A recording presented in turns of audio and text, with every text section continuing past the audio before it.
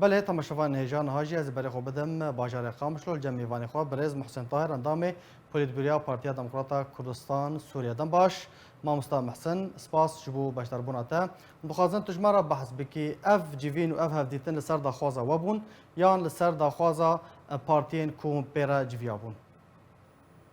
بله دوباره دنباش و بریارا اوفیسا سیاسی پارتی دموکراتی کردستان بهندرو او بریار مستان بو ام همو پارتین انجمن نشتیمانی کرد سوریا ببین مدست وی پروژه کرد گمانه من ما پارتی بهتری وادیتنه له هنه پارتی مانجی امی وی پروژه خو بردوام بکنه بله ما بس تو آرمانج جل دارخستنا وان جوینان چیه؟ بلش خو ما بس تامش واکوم جوینه دو یک پیشیده جبو اکتیو کرنا انجمن نشتیمانی کردی امسر پرزگریک و ناکوکی و تشتی گودبن کلم پیشی انجمن ده ام چوا قاربن انجمن خو پیش بیخن چوا قاربن شاشتین اگر میدان هابن امرابن اف درجه یکمینه جبو ام بیجی ببیجن اف دیتن ام بینن تنه جبو پیشکتن و خدمتا یک ریزی انجمن نشتیمانی کردی و یک هلوستی آویه یا دیجی یا گرنگ توازن ببیجیم ارمان جوادی تنا قناغا ایرو گوامتر درباز دن هون زن قناغا کی گل کی هستیاره چد آلیه ناقوی چد آلیه نهریمی چد آلیه نابدولتی ایدی هجای گو ام پارتی جی هفدو ببینن و ام کاربن هلوستا خوا بکن یک در حقا و بویری سر آستان نابدولتی هریمی نافخویی یک شوا مجارا جی ایگو ام تیدا لسر سکنن مجارا دیالوگا کردی ام بهورا هفپار دکن ام چوا کاربن ویدیو دیالوگی بری بخیر چوا کاربن اکتیو بکن چوا کاربن وک انجمن نشتیمانی کردی وک پارتین انجمن ام کاربن بی دیالوگش آلی خدا چه کلمه هبن ام چاره سر بکن و شپیشی راکن یا دیجی خوازم ببیجیم شوا یک مجاری گوما گفتگو لسر کر و ما پروتستو کر سواتا اوفیسا پارتی دموکراتی کردستان لبغدای او جهه شرمزاری بو ام تایبت لسر وی بو یری سکنین و ما پروتستو کر و ما گو افکارها نا خدمتا قل عراقت کی و نا خدمتا قل کرد کی و کسی ترور تنی سودیج و کریارا کریت دبینه. بله ما مستم حسن نرینا وان پارتیان چوبون یعنی درباره یک ریزیان افمالا کردی چه پیشنهاد دکرن چه دو گوتن وان؟ براستی امواجی براستی ببیجن یعنی رنین ما یما پارتین حتی نه ما هف دوتنا گل کی نیزی که هفن امت کارن بیجن یعنی درجه کی ام وکهب مسئله سیاسی و باب ویری دبن ام وکهب دبین نمازد عالی دیالوگا کردی ده ام همو رجدن ام وک پارتی مدیتنا وک انجمن نشتیمانی کردیش عالی خود به اراده کی خورد اشکی مایب عالیش عالی انجمن نشتیمانی کردی ده عالی پارتی دموکراتی کردستان و او پارتین گو حتی نها مدیتنا ام رجدن لسر وی پروژه گو ام به اراده کی خورد پیک بینن و چک کلم و صدم هبن ایگو پیشیاوی در سکن امش عالی کی وش عالی خود امیراکن لیوک هونجی زانین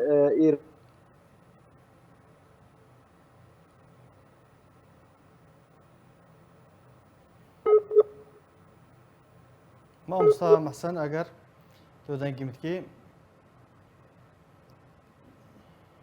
باشه ما مصطفى محسن تا بحثا دانستاندن کردی کر ام تخوازن هنه کی بهرگولی بحثا داوین قناغ جه دانستاندن کردی ناورا و یانجی بیجن انا کسی و ناورا پینه که گشتنه چه آسه چه قناغه که بله شما متخصص از وی اما چند گوتنا بردوام بکم داوی بینم فرصتا کمیش برکو هنک پیوندی خود بو بله اد بجم اراده انجمن نشتیمانی کردی و اراده پارتی دموکراتی کردستان سوریا و پارتی مدیتین هر رشدن لسر پیک آنینا یک ریزیا مالا کوردی و به دیالوگی گفتاری به لی عین وقت جی بدوی اب اراده الجمالی دیجی ها بیشبر کو هر دو اراده گونه ببن یک و نه وقت هب به مسئله باور بن ام مسئله به گمان ناچه سری ام هیوینه گو آلیه دیجی وقت انجمن اجتماعی کردی وقت پارتی دموکراتی کردستان آلیه دی پیوندیدار بمرا پارتیان یکیتیان اجتماعی کرد او جی به اراده و به جوشی بلند گو کاربن ام هر دو بهبر کاربن به قناغه دا یک ریزی ملت خو تفگره خو سیاسی آوا کرد. بله. شخوا بله. درباره پرسا من یا بشه دویم ما گوت کو داوین پیشاته یعنی دانستاندن کردی ناورا انا کسی و پینه که گیشتنه چه آسته چه قناغه که اگر تو جمعه شروع بکی بله شخوا او وقت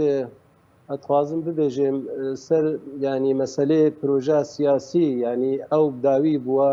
جدمكي يعني زيدي دمها آلية ديجي بروجه ام بيجن ليفقرا كرديا بلند او جيد آلية نظري دا براستي بداوي بوا تفرز جريك بي مسألة دا نمانا انا ايرو ام مسألة ريبابرية دا هناك ناكوكي وهناك جدابون دا رينينا دا هيا ام هيفينا و امواجی تجاوز بکن دمینه مثلا لشکری ادخوازم ببیجم حتی نها ام در آلی ریوبری دا کار دکن ایش دکن گفتگو اتکن دیالوگ دکن سرپرشتیا دولت امریکی و به مسئله بریو دبی لی گمانا من وکون دزانن يعني اف ديالوج جريدايا بسي بشابه بشي سياسي وبشي ريفابريه وبشي لشكري ام كارن بيجن بشي سياسي وليفقرا كردي ما خلاص كري انا ام بشي ريفابريه دا كاردكن اگر اوجي بداوي ببي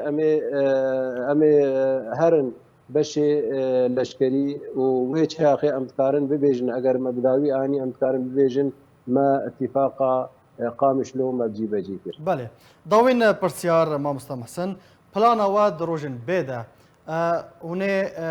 هفزیتنان به کیجان پارتیان را پیک بینن انجام بدن بله شخوا پارتی نها ماین هزین يعني البارتي قوى ديمقراطية انجمن اجتماعي كردينا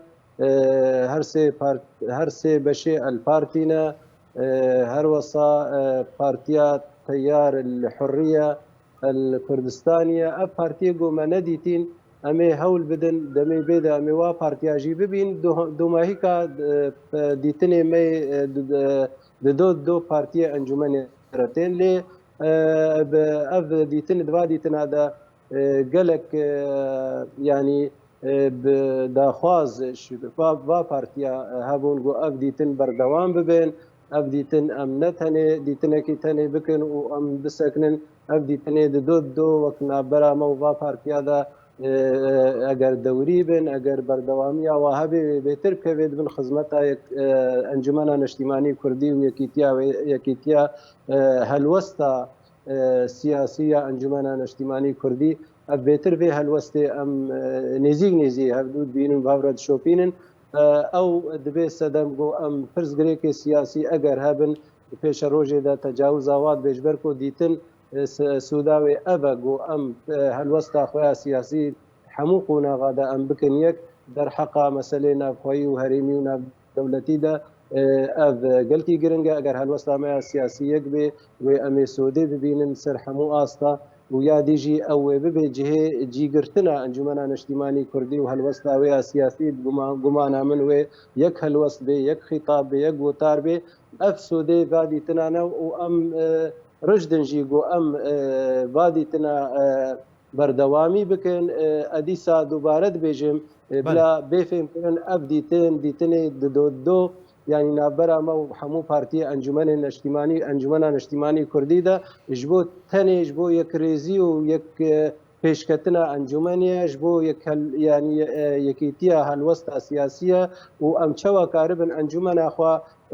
اکتیو بکن چوا کاربن انجمن اخوا بريخستن بکن جبو با مثلا و همو بهبرجی و کون دزانن انجمن اجتماعی کردی دبشن بشه پارتی و بشه سربخوا ام هول ددن هر دو بشا کاربن هبره بيك بدستي بيك مل بمل في قناغ دا واكتيف بكن جبو قناغ بيبر في ام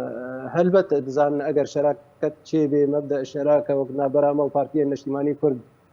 دا ببي او شركاتي ببي دبي اموك انجمنا الاجتماعي كرد حاضر بنجيرا وام قاربن باركي خرابن قناغ بيدد الي ملتي خدود الي ما في قال يقول كردستان اسمي برز محسن طاهر اندام پولیتبوریا پارتیا دموکراتا کردستان سوریا گلکس باز جبو باشتر بوناته